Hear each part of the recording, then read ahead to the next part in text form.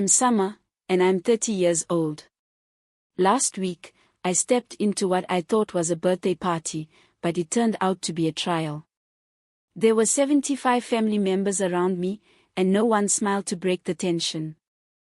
My dad gave me a red packet with DNA results and stated, "You don't belong to us. Give us our money back." My mom took my car keys out of my hand, and my sister filmed the whole thing on TikTok. I stood still, feeling overwhelmed, with people I used to call family all around me. None of them said anything to defend me. Then a man came forward, someone my parents had said was deceased before I was born. My real dad. And he didn't arrive empty-handed. But before I go on, let me take you back 4 weeks to the day my sister Brianna called with what she thought was good news. I was in the ICU break room documenting vital signs when I heard her voice come through my phone. I was careful since Brianna only called when she wanted money, a transportation, or someone to hear about her latest quarrel with an influencer. She told me that my parents were holding a surprise party for my 30th birthday and that everyone in the family was invited. I almost spilled my coffee. My parents never threw me a birthday party in 30 years. Not for my 18th, my 21st, or even my nursing school graduation, where I graduated at the top of my class. Of course, Brianna had a big party to celebrate, a 15,000 celebration at a country club with 100 people, a 5-tier cake, and a speech from my father praising her. There had been silent dinners, pats on the back, and reminders that money was scarce at my milestones. I carefully asked Brianna whether she was sure.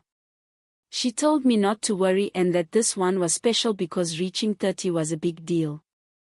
I wanted to trust her. Maybe they finally noticed me after 30 years.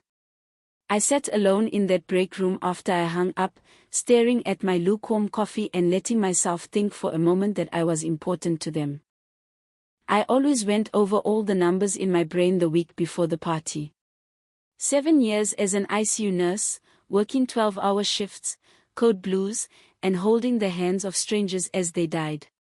For 7 years, I sent 500 home to aid my parents every month. 42,000.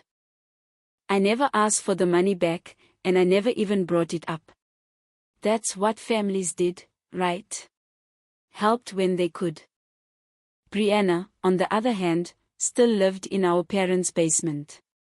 She had 50,000 Instagram followers but no paying work. She asked Dad for 8,000 to help her make content, and he wrote her a check right away. 3 years ago, when my car broke down, I asked for 2,000 to put down on a used Honda. He stared at me like I wanted a kidney. "You are a strong and independent woman, Summer. You can figure it out," he added. So, I worked it out. I borrowed money, worked more hours, and paid it back myself. I could hear Mom's voice in my head, "Brianna is still figuring out who she is. She needs help. You don't need anything from us. You're the one who can do it. The one they could ignore, the one who could do things." That night, as I got ready for the party, I remembered something I had hidden for years. I had never seen my birth certificate before. Mom said it got lost in a flood in 2005, but county records don't show that there was a big flood in our neighborhood. I put it away. Why would they make up something like that? 3 days before the celebration, I got an email that may alter everything. I was being considered for the hospital's charge nursing job. They needed a professional recommendation letter for the interview, which was in 2 weeks. My boss told me to ask my dad, Gerald Patterson, who had ties on the board. I called him with care. He said he would write the letter and read it in front of everyone at my birthday celebration, which would make it a unique moment. His voice was smooth, almost too prepared, but I told myself it was just emotion. After all, 30 was a big deal. I hung up and felt better than I had in months. The letter, the party, and the promotion all looked to be coming together. I got ready quite carefully for the function. A navy blue dress that is classy but not too flashy, with makeup that is simple and neat. I even purchased my parents a tiny gift, a leather-bound photo album with images of our family that I had been collecting for weeks. It might have been silly to bring a gift to my own birthday party, but that's just how I am. Always giving and always seeking to get something that should have been given freely. Brianna sat in her car outside, pointing her phone at me. I waved and forced a grin, and she smiled back, put her phone in her pocket, and asked if she might borrow my car sometime. I said yes without thinking, wanting to stay in the moment and convincing myself that tonight would be different. Inside the Grand Oak restaurant, warm lighting and shifting shadows made the place look beautiful. I got the private dining room, which is generally used for Brianna's parties, all to myself. I practiced looking astonished one final time, opened the doors, and then stopped. 75 people looked at me. No one grinned. There was only one red folder on the table in the middle. My parents stood behind it, stiff and formal. There was a woman in the corner with a camera, but she wasn't there to take pictures of the party. She was recording. The night I had dreamed of, the praise I felt I deserved, and the family I thought I could trust were all gone. My father's voice pierced through the room, cold and piercing, letting everyone know why we were there. It was a trial, not a party, and everything I thought I knew about them was about to be proven wrong. The week before my birthday was an odd mix of excitement and worry. When Brianna called and her voice was full of joy, I felt something inside me that I hadn't felt in years, a little spark of hope. My younger sister only phoned when she needed something, like money, a ride, or someone to listen to her latest social media drama. But this time, she was giving me news I wasn't ready for. She said that my parents were going to throw me a surprise birthday party and invite the whole family. I couldn't believe it at first. They had never thrown me a party in 30 years, not for my 18th birthday, my 21st birthday, or even my nursing school graduation. Of course, Brianna had a big party to celebrate. $15,000, a 5-tier cake, 100 guests, speeches, and love. I celebrated my milestones with quiet meals or no celebration at all. I asked her carefully whether she was sure. I added in a quiet voice, "Mom and Dad don't really throw parties for me." She told me they did, and that this one was special since I was turning 30 and they wanted to commemorate me. I wanted to trust her. I sat alone in the ICU break room after we hung up, staring at my lukewarm coffee. Things might have been shifting. Maybe they finally saw me, the sacrifices I had made, and the years of hard work and devotion without saying a word. During those 7 years as an ICU nurse, I saw life and death many times. I had held hands with people who were dying, told families who were grieving bad news, and stayed cool when alarms went off in the middle of the night. Every month, I sent $500 home to my folks. Over the years, $42,000. I never asked for payment back or for thanks. That was what families did, right? They did what they could to help. Brianna, on the other hand, still needed my parents' help even though she lived in the same house as her 50,000 followers and didn't have a job. My dad didn't think twice about writing her a check for $8,000 when she asked for it to invest in her social media material. I once asked him for $2,000 to help me buy a car, and he was cold and told me I was strong and independent enough to figure things out on my own. I had worked extra shifts, taken out a loan, and paid it all back without their help. I could still hear their comments in my head. Brianna was still finding herself, I was strong, and I didn't need them. I always knew where I stood, the capable one, the one who could be ignored, the one whose successes were expected and not noticed. That night, while I got ready for the surprise, I pondered about my birth certificate. I had never seen the real thing. Mom said it had been lost in a flood in 2005, but I looked at county records out of curiosity and discovered no proof of a flood.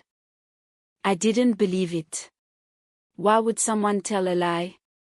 The stakes seemed too great, but I made myself focus on the present. An email that may change my career came 3 days before the party. The hospital needed a letter of recommendation for me to be considered for the charge nursing post. My boss told me to get in touch with my father, Gerald Patterson, because he knows people on the board. I called him, hoping for the best. He said okay and promised to deliver me the letter at my birthday party, which would make it a great time with my family. His voice seemed overly rehearsed and polished, but I didn't care. Maybe it was just being sentimental that finally made them notice me at 30. I hung up, feeling a rare sense of lightness. I was sure that everything was coming together, the promotion, the party, and the recognition. I even let myself dream of having my own place soon, thanks to all the planning and sacrifices I've made over the years. I got everything ready for the celebration quite carefully. I wanted to look professional, calm, and worthy. I put on my navy blue dress, which was classy but not too flashy, and I took my time with my makeup. I even got my parents a tiny gift, a leather-bound photo album full of family memories that I had worked hard to acquire. It seemed silly to bring a gift to my own birthday, but that's just who I was, always giving and attempting to earn love that should have been freely given. Brianna was already in her car outside my apartment, recording me with her phone. I waved at her with a fake smile, trying to ignore the discomfort in my stomach. She smiled back, put her phone in her pocket, and asked if she could borrow my car sometime. I said yes right away, trying to stay in the moment and convincing myself it would be different this time because they're finally paying attention to me. The Grand Oak restaurant sparkled like a promise. I could see chandeliers shedding warm light and shadows moving among a lot of people inside. The manner the private dining area was reserved was unlike anything I'd ever seen before, which made me think this night could be very important. I practiced my look one final time, making sure it looked real, and then I walked through the door, my heels clicking on the marble floors. But as the doors opened, instead of acclaim, 75 individuals stared at me in silence and coldness. There were no decorations, balloons, or a chorus of happy greetings.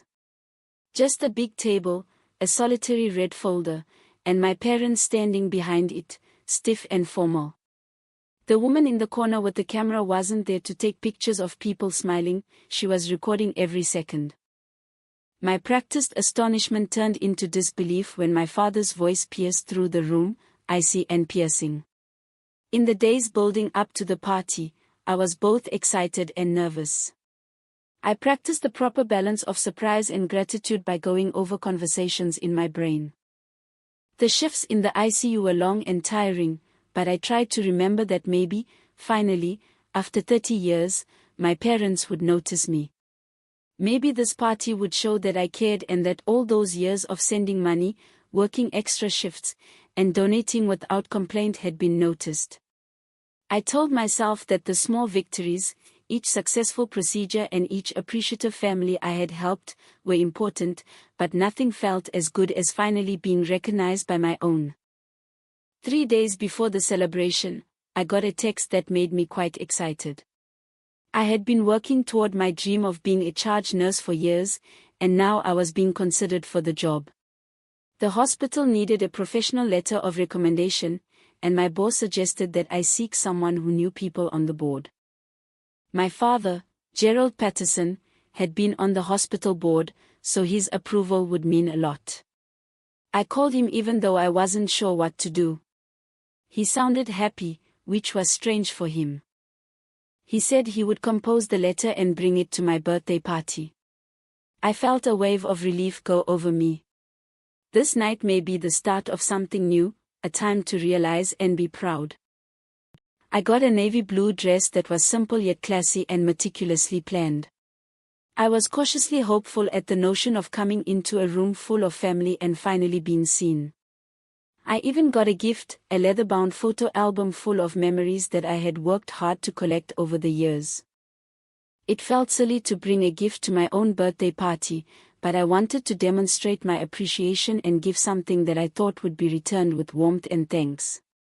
I was both excited and nervous the night of the party. The Grand Oak restaurant shone in the evening light, and I could see people moving inside through the windows. I practiced looking shocked as I walked in, my heels clicking on the marble flooring and my heart racing with each step. A hostess took me to a private room that had been set up in a style that I had only ever seen at Brianna's fancy gatherings. I took a deep breath and opened the door, expecting to hear laughter, smiles, and cheers. Instead, 75 faces turned toward me, stiff and unreadable, with no sign of warmth. I looked around the room and saw family members I knew looking at me with something like judgment or pity, but no one smiled. My parents stood behind a huge table, looking chilly and official. My dad had a microphone, and my mom's face was hard to read but serious. There was a red folder in the middle of the table. My legs moved me forward almost on their own, and I sat down in a chair across from them. The air was tense, thick, and almost suffocating, and my practiced smile froze on my face. The woman in the corner with the camera was filming everything that happened. My heart fell. There was no party. My father's voice pierced through the quiet like a knife. "Summer. Get up. We need to have a chat." My heart raced. He opened the crimson folder and held up a piece of paper. He said, "This is a DNA test." My chest got constricted. "You are not our biological daughter." There were whispers all across the room. I held onto the armrest, shocked and unable to comprehend what I was hearing. My mother's countenance changed, and she came near me and took my car keys as if they were proof of a crime. My sister stood beside with her phone up, happily broadcasting everything live. I was stuck, embarrassed, and surrounded by 75 mute witnesses who were all watching my life go apart. I attempted to figure out how this could be genuine when my father asked me to pay him back for the cost of raising me, showing me spreadsheets and receipts that added up to $500,000. Every excuse and every charge was meant to make them feel bad and make them do what they were told. In a scary moment, I realized that nothing in this room was about love, family, or being recognized. It was all about power. But even through the shock and betrayal, I saw him, a man standing silently in the corner. Unlike the rest of the room, she was calm and collected, looking at me with eyes that carried something I hadn't felt in a long time, hope. My dad made me sign a contract that may ruin my profession, my future, and everything else I had worked for. The room felt like it was closing in on me. But I remembered how strong I was, how I had held lives in my hands for years and delivered bad news clearly and calmly. I took a big breath and started to ask inquiries. I used logic and truth as weapons. The DNA test, the papers, the threats, all of it fell apart as I pushed harder. The crowd's whispers, my father's unsure voice, and the man in the gray suit moving quietly all changed the mood. Something big was about to happen that would transform all I thought I understood about my life, my family, and myself. The next morning, I woke up with a strange heaviness in my chest that made it hard to breathe even before I got out of bed. For a few seconds, I stayed still, thinking that the night before had been a bad dream. But suddenly the memories came flooding back, the dinner, the stairs, the phone in Mark's hand, and the word unstable hanging over the table like a sentence. My stomach turned. Mark had already left. That by itself wasn't strange. The message on the kitchen counter was strange. Got to work early. We can chat later. We'll talk again. It sounded calm. Fair. Almost nice. That scared me more than quiet ever did. I spent the morning walking about the flat, going over everything in my brain. Every talk. Every SMS message. I had doubts about myself all the time. This time, I wasn't simply injured, I was awake. It seemed like something inside me had finally sprung to life. My phone rang about midday. The number was not known. I thought about it for a second and then answered. "Hey." A woman said, "Is this Summer?"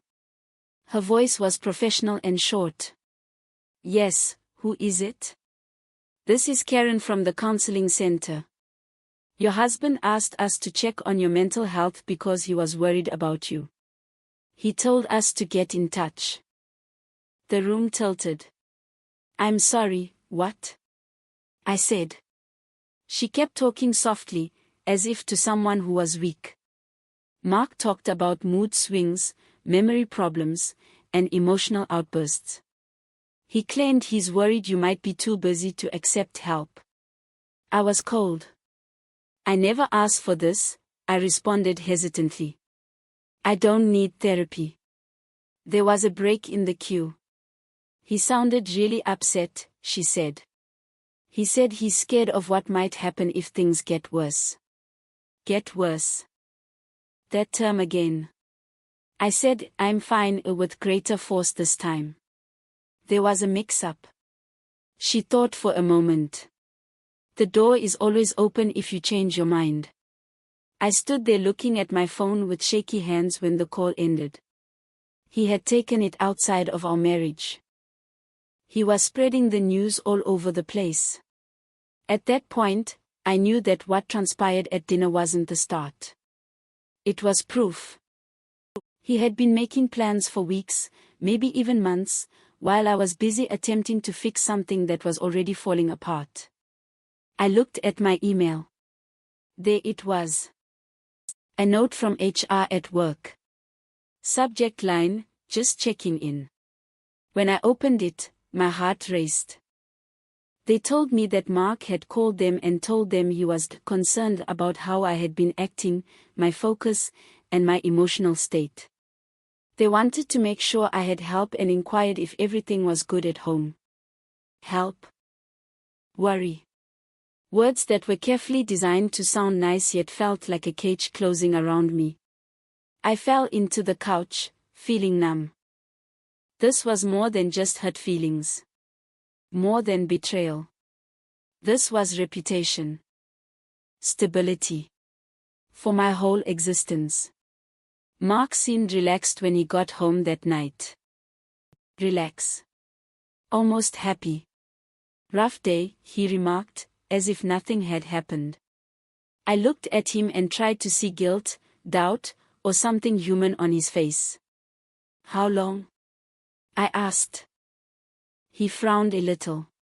"How long what? How long have you been saying I'm crazy?" He sighed, as if I were wearing him out. "Summer, we talked about this. You're going in circles again." I got up. I answered, "No. You called a counseling center. You got in touch with my job. That isn't worry. That's what control is." He leaned on the counter and didn't care. "I'm looking out for myself."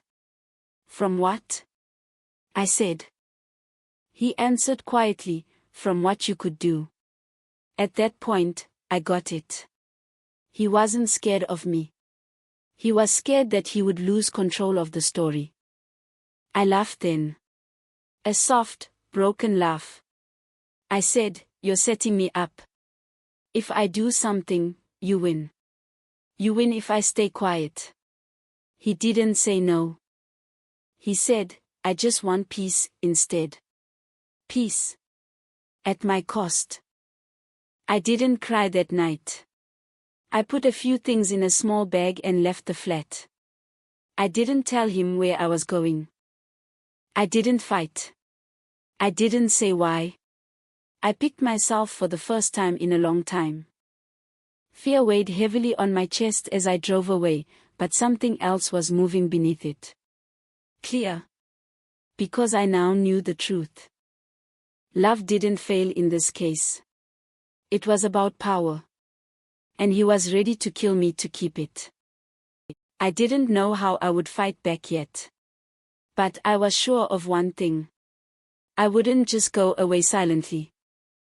And whatever he had planned to do next, I would be ready. The next morning, I woke up in a little motel room on the outside of town. The air conditioner was making a low noise. I didn't look at my phone right away. I didn't want to see his name flash on the screen or get a message from the counseling facility saying that he had called again. I was sitting on the edge of the bed with my fingertips tracing the seam of the mattress, trying to breathe. I didn't feel safe any place, not at home, not at work, and not even in the places I believed were mine. He instantly felt in charge of every room and every familiar corner. I figured out that I wasn't free even when I was by myself. I thought about what I could do. There weren't many, but they were sharp because they were clear. I could keep quiet and hope this all went away, acting like the gaslighting never happened. Or I could fight back, write down everything, and take back my story before it was lost. My hands shook as I took out a notebook and opened it to a blank page. Dates, times, talks, and even the exact words he used would all go here. Every conversation became proof. I contacted my best friend Laura, who had been telling me for months that something was wrong. She picked up after the third ring, and her voice was worried right away. "Are you okay, Summer?" I took a deep breath. I answered, "I'm managing," being cautious not to let her see the fear that was still in my chest. "But I think he's attempting to tear down everything about me. My life. My name. My job." There was a break. "I know," she responded in a gentle, sad voice. "And you're right. You can't let him. Summer, you need a plan. We need a plan." I nodded, even though she couldn't see me. Her remarks helped me concentrate. A plan. Do something. Don't panic. Not giving in. For the following few hours, I wrote down the steps I needed to take. First, I had to have proof of everything he had done, like the calls, emails, messages to HR, and the counseling center. Second, I had to keep my job and career safe. Third, I had to locate a safe area where he couldn't get to me, where I could think and act without worrying about how he would try to control me. By the middle of the afternoon, I had booked a tiny storage space. I didn't have anything to store there, I only needed a permanent address for official mail. A place where he and his friends couldn't have any power. I also made a new email account in my own name that he didn't know about and that he couldn't easily find. Then came the hardest part, determining whether or not to talk to him personally. I didn't want to make a scene. I didn't want threats or demands. But not saying anything gave him power. I concluded that a confrontation was needed, but it had to be controlled and recorded. That night, I went back to my apartment for a short time, not to remain, but to get my most crucial personal files, bank records, contracts, letters, and any other documents that could verify my independence and competence. I hurried and kept an eye on the hallway, listening for any sounds that might mean he was home. The elevator dinged behind me, and my heart raced. I held my breath as a neighbor came out and grumbled about shipments. I felt better. I left the office with a tiny duffel bag full of files and drove to a local coffee shop that I knew was quiet at night. I carefully laid down the papers on the table so that they were all in order. Bank statements, pay stubs, and emails all showed that I had constructed my life with my own hands and that I had been responsible, capable, and competent. While I was working, I felt the first real spark of something I hadn't felt in weeks: power. Not over him yet, but over myself. I realized for the first time that his view of the world didn't have to be mine. I could select my own truth, tell my own story, and stand up for it. My phone buzzed as the night got darker. Not a known number. I didn't pay attention to it. Then I got another message, "We need to talk. Please come back home." I stared at it, my chest tense. I wanted to toss the phone across the room. I wanted to get rid of his number for good and act like he didn't exist. But I also understood that completely ignoring him could make things worse, and I didn't want things to go worse. I typed back just one sentence, "We'll talk. On my terms." I didn't mail it right away. I waited, read it again, and changed the words so that they were forceful but not biased. When I eventually hit send, I felt a little sense of victory. I had drawn a line that he couldn't cross without facing the consequences. That night, I slept in the motel with the duffel bag next to me and my papers close by, ready for whatever happened next. Fear was still there, but now it had friends, determination, clarity, and the inescapable knowledge that I would no longer let myself be controlled or silenced. I had a plan by the time morning came. Not a complete answer, but the opening step in a game I was finally ready to play. I would collect proof, keep myself safe, and deal with the matter with precise action, not emotion. For the first time, I thought I could get through this and not just survive, but take back my life on my own terms. And I knew deep down that this wasn't the end. It was just the start. The next morning, I woke up to the soft hum of the air conditioner in my motel room and the first rays of sunlight coming through the blinds. I didn't feel rested, but I did feel something else, a sense of preparation, like the air before a storm. My phone was still quiet because I hadn't checked for messages yet. I wanted to enjoy the morning without him bothering me. I packed my duffel bag again, making sure to include all the papers that could prove my independence, like contracts, emails, and letters. Every object brought back memories of the life I had carefully crafted with my own hands, without his help. I wasn't just getting by for the first time. I was getting ready to take back control. With a cup of coffee in hand, I drove to a peaceful part of the city that I didn't go to very often. A modest library, hidden behind brick walls and thick ivy, became my temporary base of operations. I put the papers on a long table and studied each line attentively. The more I looked at it, the clearer my plan became. My shield would be my paperwork, and my armor would be my planning. Hours went by. I felt both tired and excited at the same time. I recognized that dread was still there, but it had changed into something else. It was a motivator, a reminder that I couldn't let my guard down. I had planned each step I had taken in the prior few days. Every phone contact, every document, and every boundary I set was a small act of resistance against the control he had tried to have over me. By the middle of the afternoon, I had taken the first step toward facing him on my own terms. I contacted a lawyer I had surreptitiously looked up during the past week. A specialist who has worked with situations of harassment and slander before. The voice on the other end was calm but strong. I told them what was going on, focusing on the threats, the live feed, the attempt to ruin my career, and the demand for payback.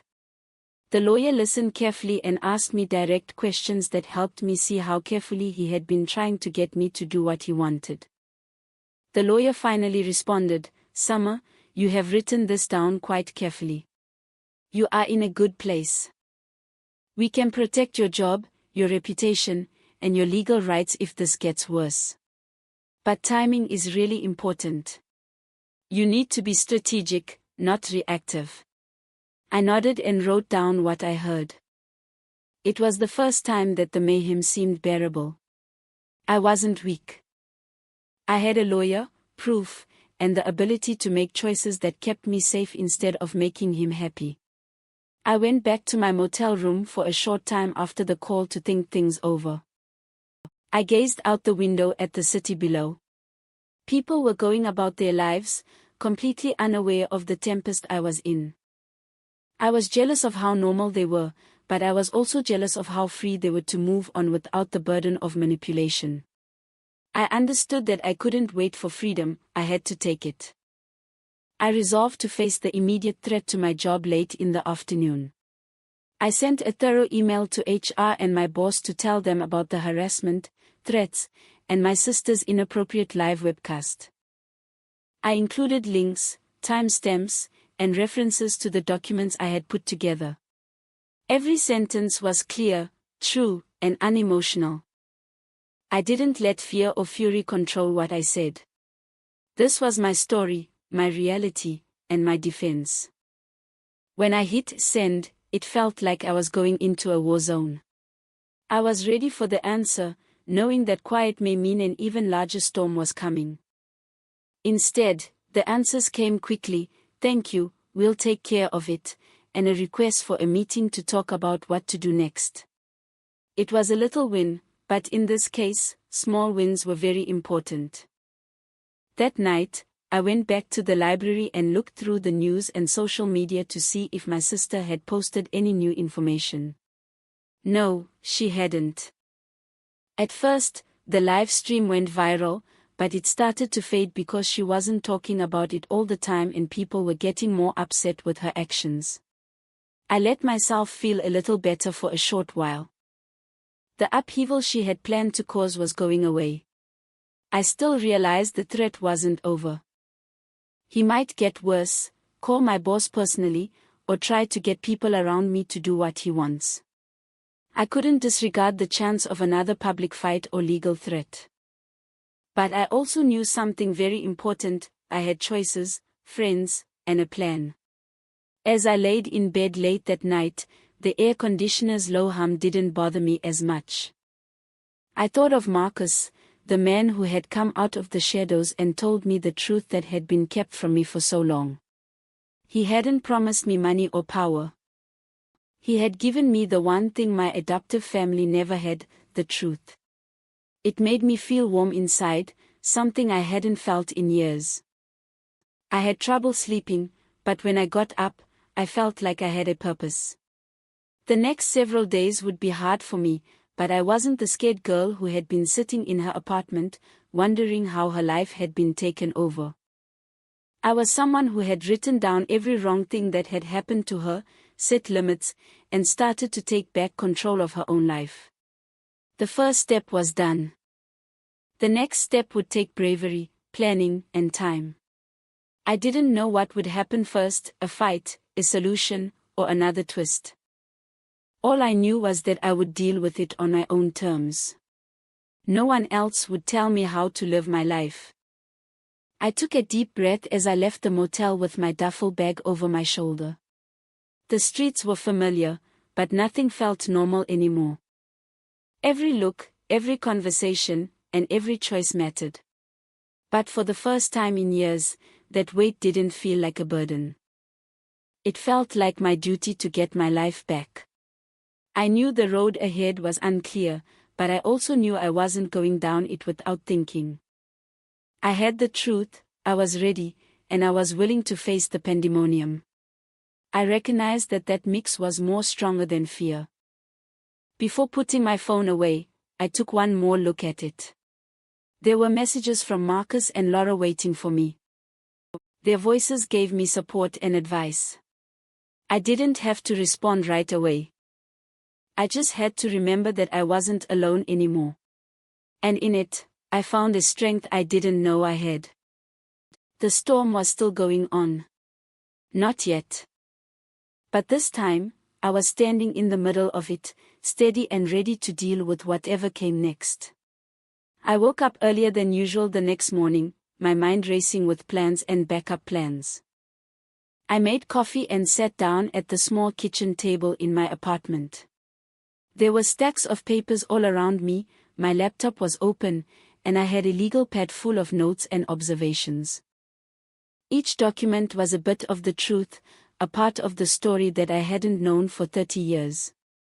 It was too much to handle, but it also gave me a sense of stability. It showed me that I wasn't imagining the betrayal and that I wasn't the only one who understood what had happened to me. I made a list.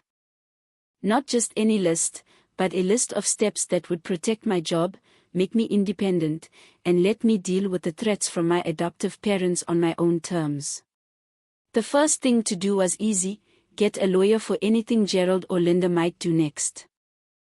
The second thing to do is write down every conversation, call, threat, or offer of payment. Third, make sure my boss grasped the facts from my point of view. Fourth, if you have any other legal or personal issues that might involve Marcus, get in touch with him for help. Each point seemed like scaffolding, giving me the support I needed to be strong in the middle of the pandemonium. After going over everything for the third time, I finally let myself take a break. I went through my neighborhood, and the chilly January air cleared my head. People walked by, not knowing what was going on in my life. I thought about how my parents would have told this story differently if they could, how carefully they had shaped their story over the years, and how completely I had been kept from the reality until now. I still felt betrayed, but it didn't stop me from doing anything. It gave me energy instead. I went home by midday and wrote a note to Marcus. I didn't need help, but I wanted to hear his point of view, someone who had been out of my life for 30 years but had never ceased caring about my health. The message was short, clear, and to the point. I told him about the measures I had taken, the meetings I had planned, and the papers I had gotten. I wanted him to know that I wasn't acting out of fear, but on purpose. He answered practically right away, and his response was calm, encouraging, and careful. He told me that every move I took should make me more independent, not make me depend on him. He gave Gerald and Linda tips on how to deal with possible legal threats and explained how they were likely to try to control things again. His remarks were a lifeline, reminding me that my fight wasn't just a reaction, it was planned and thought out, and that planned and thought out successes were just as important as the big ones. By late afternoon, I had made up my mind about what to do next. I would formally call HR and set up a meeting with my boss in person. I wrote a full account of what happened, with screenshots, video timestamps, witness comments, and a timeline of the live broadcast incident. I wouldn't leave any gaps or depend on fuzzy memories. It was important to pay attention to every aspect. Every piece of evidence made my case stronger and kept me safe. After I wrote the email, I felt a little better right away. I felt like I was in charge of the situation and not waiting for anything bad to happen. I made dinner that night while thinking about all that had happened. The flat was silent, with only the sound of water boiling and the occasional automobile passing by outside. I usually feel alone, but this time I felt strong. I had friends, evidence, and a strategy. The people who had tried to dominate me, make me feel bad about myself, and take away my freedom were no longer in charge. That simple but deep realization gave me a clarity I had never felt before. After supper, I sat down with my laptop and watched the social media aftermath from the live stream. People were shocked, angry, and even disbelieving at how brave my adoptive family was. Some people were angry at Brianna for showing my shame on TV, while others argued about whether Gerald and Linda's actions were right or wrong. The conversation was all over the place, but it did prove my point in a manner. People were starting to see the truth, even if it wasn't directly, and the story that my adoptive parents had worked so hard to build was falling apart.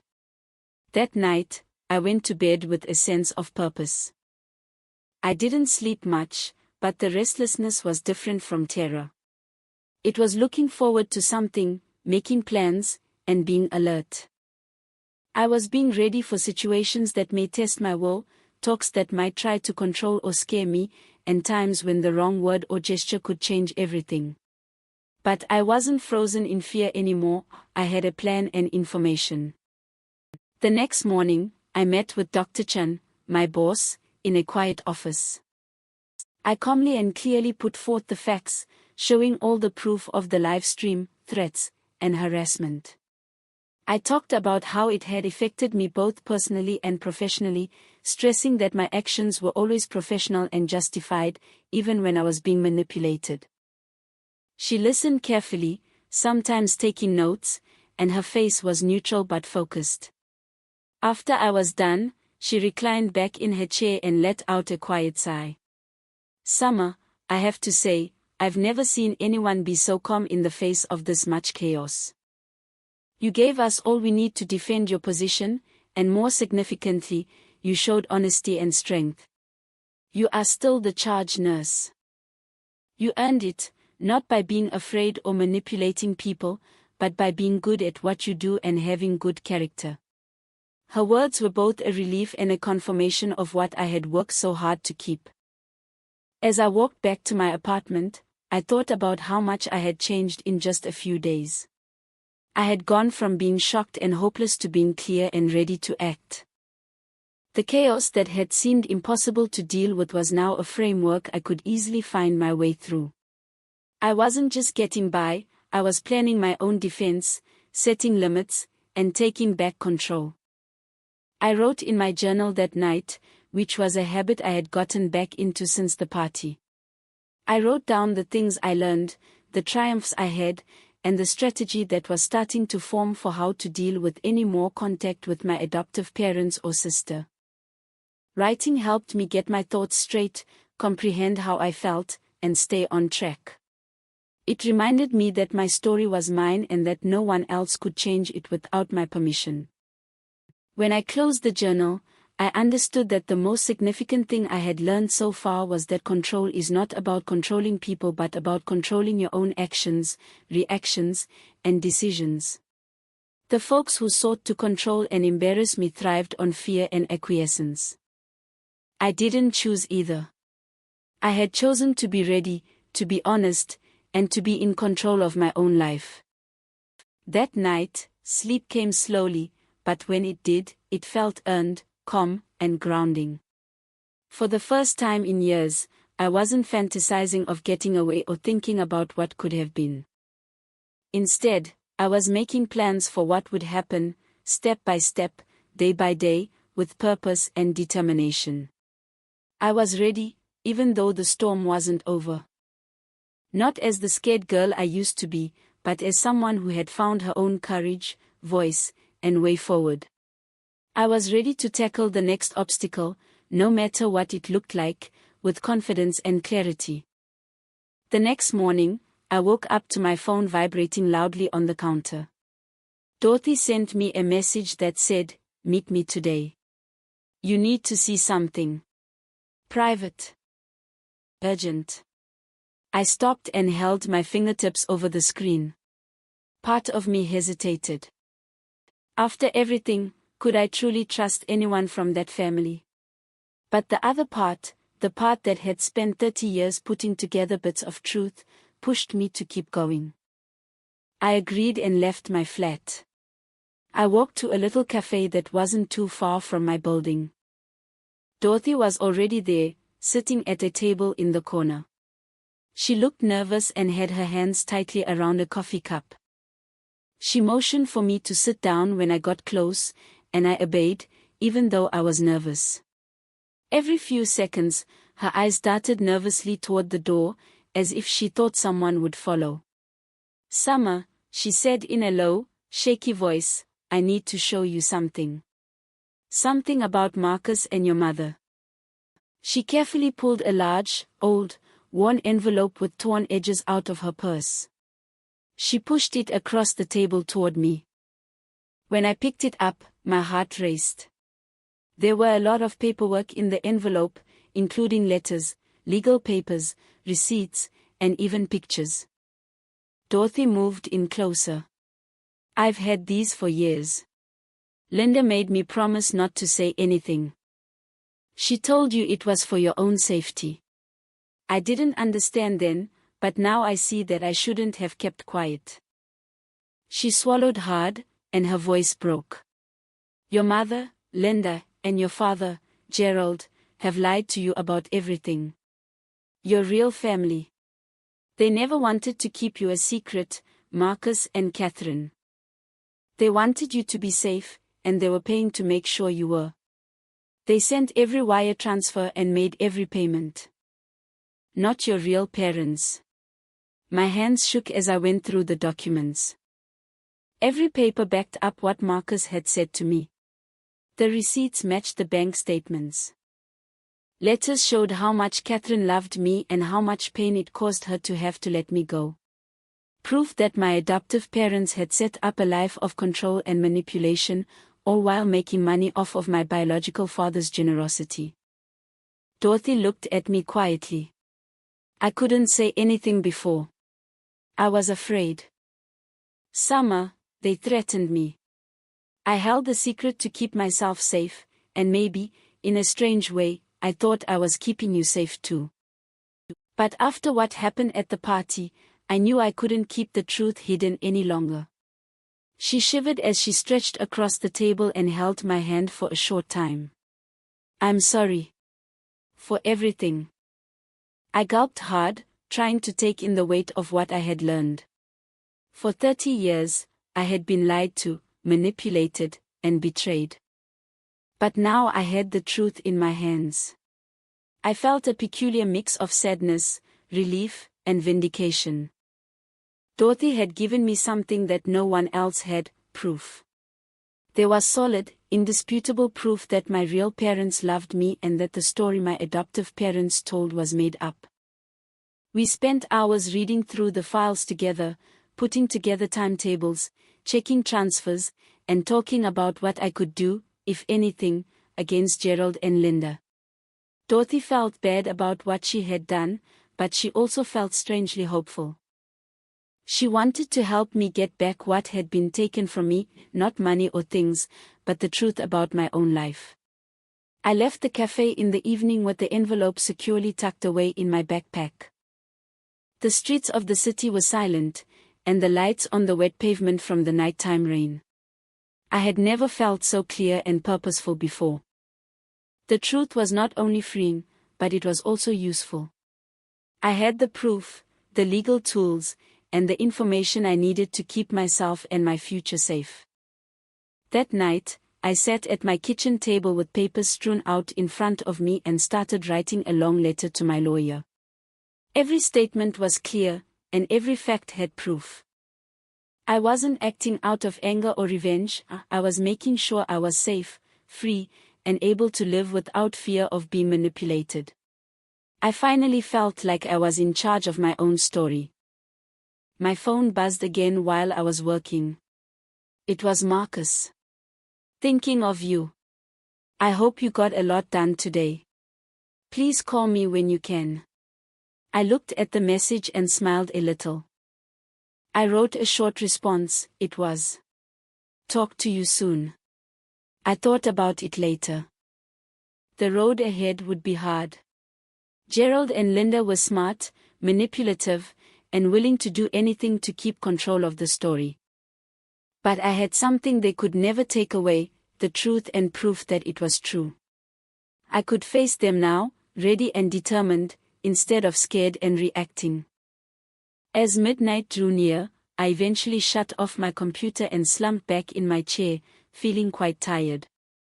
Sleep called to me, but this time it was different, it was deep, grounding, and healing. I was no longer just a bystander in the drama of my life. I was in charge of my own future, and for the first time, the horizon appeared full of opportunities instead of danger. The next morning, I woke up with a plan. There were calls to make, meetings to set up, and legal appointments to make. I made myself a cup of coffee, looked at the pile of papers, and said to myself, this time, I write my own story. The next few days were full of phone calls, emails, and meetings. I began by going over everything with my lawyer in great detail and giving him every receipt, letter, and bank statement that Dorothy had given me. She paid close attention and nodded as I explained the time frame and the tricks. Summer, she answered finally, this is more than enough. We can contest any allegations that Gerald or Linda make, and we have legal reasons for protection and possible repayment. But we need to be clever and careful. I felt a rush of power. Fear, duty, and guilt have ruled my life for a long time. Now, I was making choices based on facts and morals, not pressure or manipulation. Every time I talked to my lawyer, I was reminded that I was now free to be independent and that no amount of fear could take it away. In the meantime, Marcus and I started talking to each other more often. At first, our interactions were hesitant, with pauses and careful words as we tried to figure out how to deal with this new situation. But with time, the barriers began to come down. He told me stories about my mother, Catherine, and how they lived together before she had to give me up. He told me about the little things, like the times they laughed and the peaceful nights they spent dreaming about our future. He also told me about the sorrow of being apart from each other. I talked about my childhood, the silent sacrifices, and the unseen bonds that kept me tied to a family that never really loved me. Each interaction was a thread that brought together a relationship that had been missing for 30 years. I also had to deal with how I felt about Brianna. It had hurt to see her live stream my humiliation, but now it was simpler to see her as someone to pity instead of someone to be angry at. Yes, she had been involved, but she was also a product of the bad atmosphere our adoptive parents had made. I chose not to talk to her directly, not because I was angry, but to keep my own peace. She would learn her lessons when she had time, by seeing what happened as a result of her actions. One time, while going over papers with my lawyer, we found a file that really opened our eyes, a slew of letters from Catherine to Marcus after she handed me up. Every letter was full of love, longing, and detailed instructions on how to take care of me. In one, she said she hoped I would become a strong, independent woman. In another, she told Marcus to keep a close eye on all of my money transactions to make sure I was safe. As I read her words, I felt her presence, her unending love, and a bond that went beyond time and place. The legal preparations also included plans for how to deal with possible public disclosure. Because Brianna's live stream went viral, we had to think about how Gerald and Linda would try to change how others saw it. My lawyer told me to be careful and said that any involvement should be based on facts, not feelings, and evidence. It was a fine line to walk between telling my truth and not adding to the show they had worked so hard to produce. I also started making modifications to my life that would help me throughout this time. I signed the lease on my new apartment, making sure it was really mine and that I had bought it with my own money. The day of the move came, and Marcus came not with a check or a group of people, but with a toolbox and a desire to assist me put together furniture. That simple act of working together to establish a home that was all mine was really grounding. Every shelf, frame, and piece of furniture stood for freedom, strength, and the first serious steps toward a life free of lies. Working at the hospital became another place where I could prove myself. Dr. Chan has always supported me, seeing my professionalism, calmness, and moral character during the whole thing. As anticipated, I was promoted to charge nurse. Standing up to Gerald and Linda's threats and coming out uninjured gave me a new sense of power and confidence. I understood that their acceptance had never affected my worth, it had always been based on my abilities, determination, and moral compass. Marcus and I steadily became friends over the course of weeks and months. We had coffee at the bean counter, long walks, talks, and laughs at little things that were funny. There was no hurry, no stress, simply being there. He respected my limits because he knew that trust and familiarity had to be earned, not asked for. Every time I met someone, I learned more about how family could be chosen, nourished, and grown, not forced or imposed. Dorothy stayed a silent friend. She kept sending me short letters or texts on how things were going with Gerald and Linda. They were never too much or too little. I found out that Gerald had tried to control the story by threatening people with lawsuits and using social media, but the weight of the evidence made his efforts useless. Linda, on the other hand, went into hiding, her plans and lies laid bare and destroyed. Seeing their carefully built facade fall apart was satisfying, but I didn't feel happy about their failure. I was just relieved that the truth had come out and I could finally live without dread of their lies. I also started to think about myself and recover. Therapy sessions helped me get rid of years of guilt, self-doubt, and learned obedience. I learned how to recognize patterns of manipulation, set my own limits, and be kind to myself. I wrote in my journal a lot, recording not only the things that happened outside of me but also the changes that happened inside of me, including times when I was angry, sad, hopeful, and empowered. This introspective exercise became an important part of getting my story back. I sat by my apartment window one calm evening, looking out at the city lights, and pondered about Catherine's letters and Marcus's presence in my life. It was really soothing to know that love would last through time in hard times. I learned that family isn't about control, duty, or performance, it's about connection, caring, and respect for each other. For the first time, I really understood that the folks who reared me weren't my real family and that the love I had always wanted was always out there, waiting for me to find it. At that moment, I realized that survival wasn't just getting through harsh times, it was coming out of them stronger, smarter, and more in line with who you really are. The Pattersons tried to define me by lying, manipulating, and forcing me to do things, but their efforts only made me stronger. I was no longer the obedient daughter who wanted to make everyone happy. I was Summer, free, strong, and sure of my real family's love. For the following 2 weeks, I worked on putting my life back together.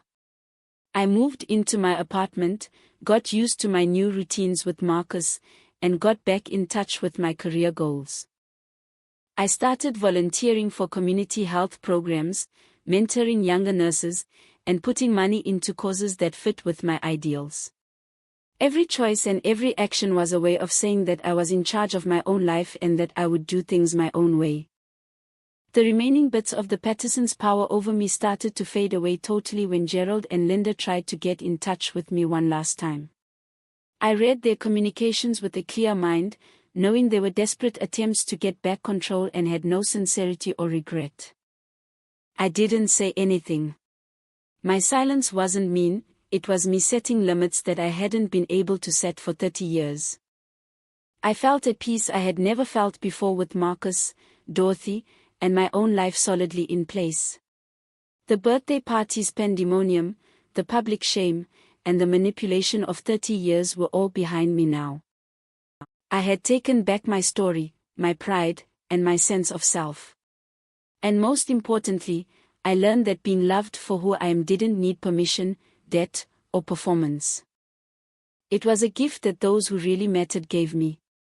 I was still on the path ahead, but I felt a strong feeling of purpose and clarity as I moved forward. Every day and every action was a chance to show respect for the love and truth I had finally found. The past had an effect on me, but it didn't rule me anymore. I was free to live freely, love honestly, and build the family and life I had always wanted. I hadn't felt this serene in decades since the Pattersons were finally out of my life. I would sit by the window with a cup of coffee in the morning and think about things quietly as the sun shone through my flat. I often thought about Catherine's letters and the sacrifices she had made. I was amazed by the love that had guided me even from afar. Marcus and I kept getting closer, not quickly or under pressure, but with time and respect for each other. We had fun doing basic things together, like making meals, exploring hidden city streets, laughing at old memories, and thinking about new experiences. I found new meaning in my work. The hospital turned into a place where people could recover and learn from each other as well as work. Younger nurses looked to me for help, and I was proud to create a place where honesty, support, and understanding were valued. I recognized parts of myself in them, shy, unsure, and wanting to be validated. I gave them the support I had always wanted, making sure they knew that their worth didn't depend on what others thought of them. I also got back in touch with old friends and slowly made new ones, being cautious to choose individuals who made me happy instead of people who made me feel like I had to. Social media used to make people anxious and expose them, but now it is a way to interact with others and get ideas instead of a place to compare yourself to others. Every choice and every interaction was a chance to be independent and make good decisions, which made me feel like I was in charge of my own life. Therapy remained a fundamental aspect of my development. Sessions were about breaking years of learned obedience, learning how to spot manipulation, and developing self-compassion. I wrote a lot in my journal. I didn't just write down what happened, I also wrote about how I felt, looked for trends, and celebrated minor wins. As time went on, anger turned into insight, resentment turned into clarity, and mourning turned into a calm, steady strength. Dorothy was always there for advice and encouragement, but she never pushed her way in. Her reports on the Pattersons' waning power made me feel better, but I didn't feel the need to keep an eye on them all the time anymore. I was only focused on my own life, growth, and pleasure because their failings and the things that happened because of them had already happened. Marcus and I planned a short excursion to the country to celebrate our freedom and get back to simpler ways of living. The rolling hills, the scent of dirt and grass, and the peaceful streams all seemed like a cure for years of tension, fear, and being controlled. We went hiking, had picnics, and sat under the stars, telling stories and laughing that were just ours. In those moments, I learned that family isn't only about blood or duty, it's also about being there for each other, caring for each other, and having fun together. Being financially independent allowed me even more freedom. I made smart investments with the money my father gave me so that I could have a steady future without relying on anybody else. Every choice, from upgrading the flat to making travel plans, was made with care and thought, showing independence and responsibility. It was thrilling to feel empowered in a manner that I had never felt before. I was finally living life according to my own principles and desires instead of reacting to what other people wanted. Over the months, I saw small changes in the way I thought. Instead of being scared, I faced obstacles with calm determination. I forgave when I could, not for the benefit of the people who had hurt me, but for my own peace of mind. I learned to be grateful for the love and advice that Catherine, Marcus, and the few loyal friends who had never let me down had given me.